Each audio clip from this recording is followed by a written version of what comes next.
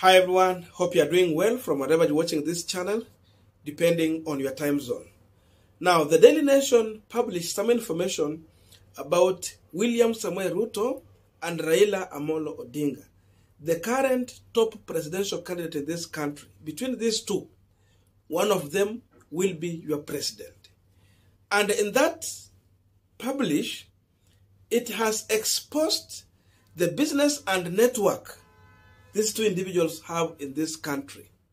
If you go through that list, you will be shocked to realize that we have a man on ballot who has huge appetite of doing deals with the government, and he is on ballot as a presidential candidate. Therefore, I want us to go through that list. After this, we are also going to give our views as far as leadership and having deals in the government is concerned. Which way to go? Do you need to elect someone who has appetite to do business with the government, or a person who will bring leadership in the country? Now, we just want to go through that list so that you will get some information there. And we want to start with the William Samuel Ruto, the companies he owns, and if those companies are doing business with the government. Company, Weston Hotel Limited. Shareholders, Chebet, Real Kimeto, Martin Ltd, Premium Group Holding Limited, Chalen Chelagat Ruto. Directors, Chebet Real Kimento, sorry for that, William Ruto Samuel, Chalen Chelagat Ruto. Date of incorporation. So it was incorporated in September 29th, 2003. Industry, hospitality. Government, contracts, budget. Bags millions every year from conference facility and accommodation paid for by government institute. That means when government has these conferences, they book that hotel, and of course they get money. So he has a contract in government. That's number one. Number two, Amaco Insurance. Shareholders, Vomorono Limited, Linus Kimgetik, Yejen Farm Limited, Amos Kipkorir Biwot, Risto Soviet, Alena German, Silas Kibet, Simanto, Jobet, and Brown Limited, Kolberg Flanders Limited, Rita Dapsima. Directors, Linus Kipngenget, Valerie Kizito Onyango, Raymond Nyamweya Ondiek, Risto Soviet, Stephen Ouma, Otieno, Peter John Opiengo, Silas Kibet, Simanto, Jobat, and Bowman Limited, Elizabeth Cheb Koech Ruto. Now, date of incorporation, May 19th, 2000. Industry, underwriting, government contracts, bags millions every year from tenders to offer insurance cover for several counties and the government institute. That's number two. Number three, Martini Ltd. Shareholders, Chelene Chelagat Ruto. Number two, Chebet Real Kimento. Now, directors: Chelen Chelagat Ruto, Chebet Real Kimento. Date of incorporation: July 29, 1996. Industry: real estate and hospitality. Government contract budget: millions bagged from leasing at least 170 apartments to police service.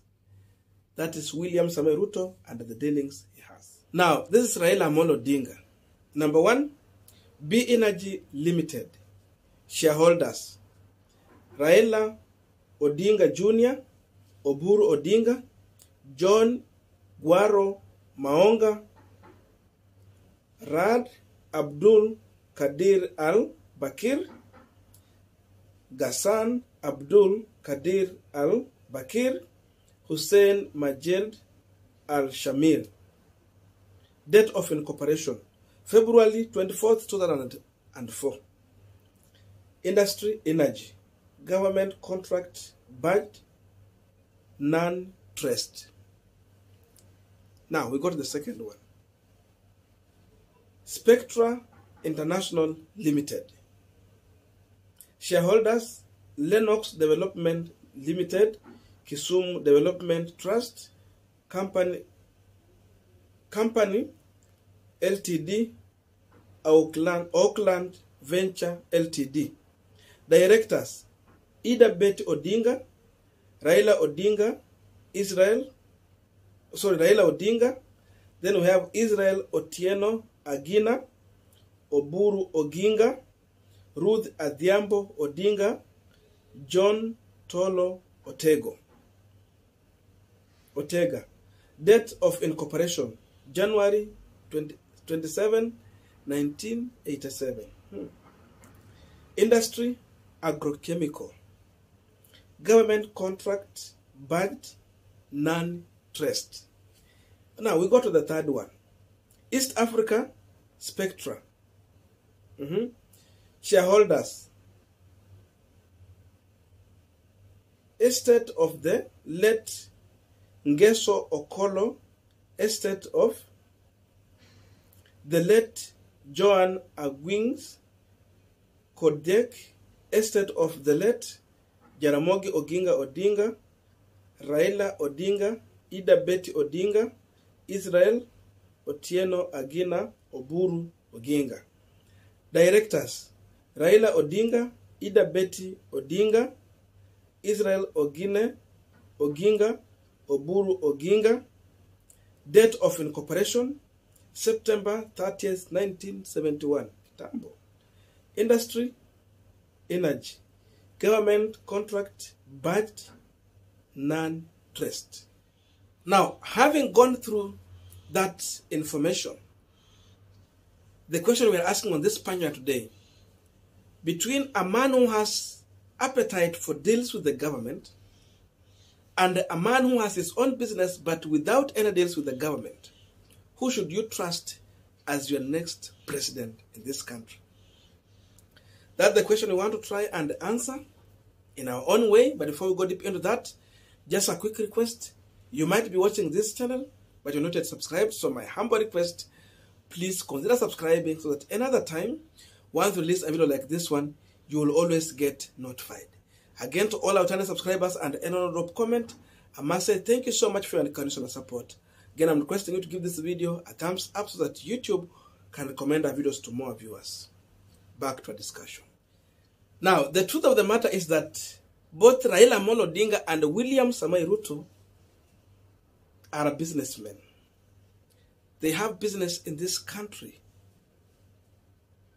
But the distinction different between these two is that we have a man in one hand who has huge appetite to do business with the government. But in the other hand, we have a politician with a reputation in this country who is in business but no any deal you can trace that he is having with the government. He simply just do his business outside here. without seeking any favor from the government. That is the difference between William Ruto and Raila Odinga. And the worst thing for any country is when politicians who happen to be in the government side or even in opposition side having deals with the government. You start doing business with the government you are serving in.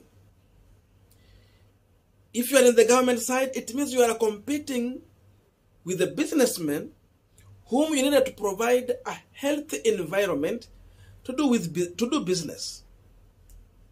Because literally, what should happen is that if you want to be in business, so draw the line.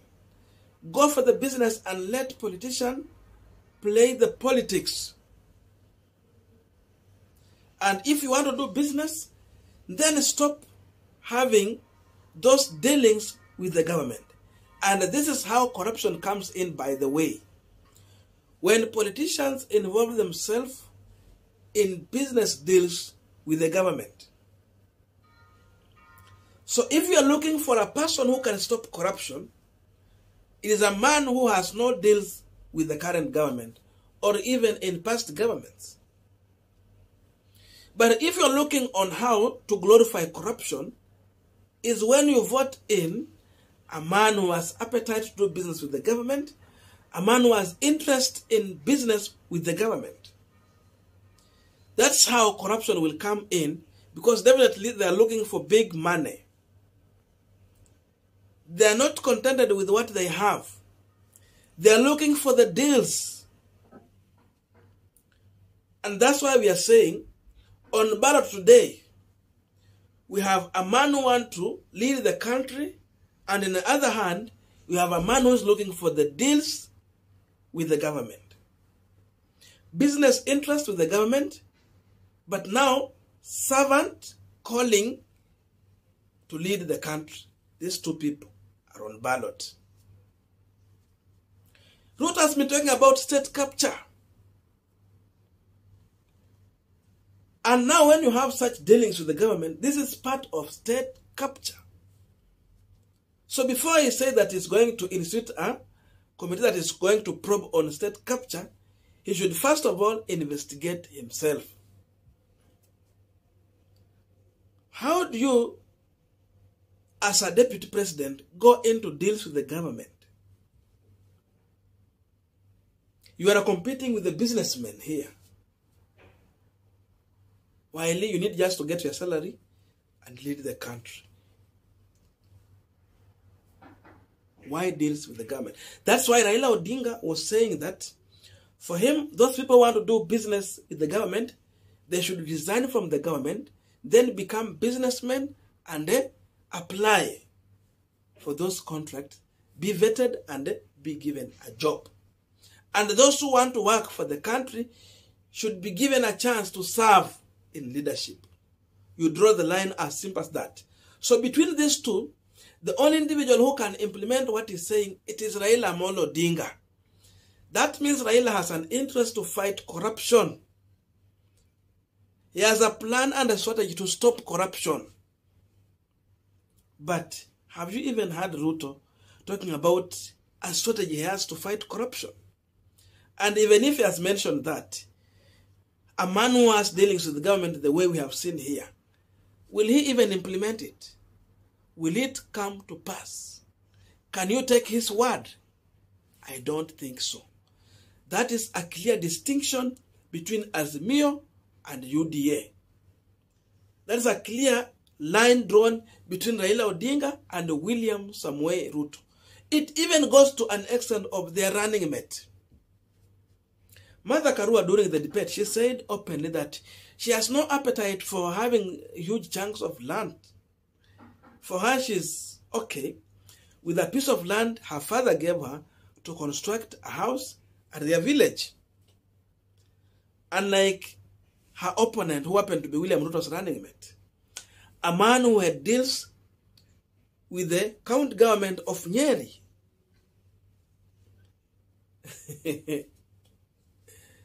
That is the difference between these two cards.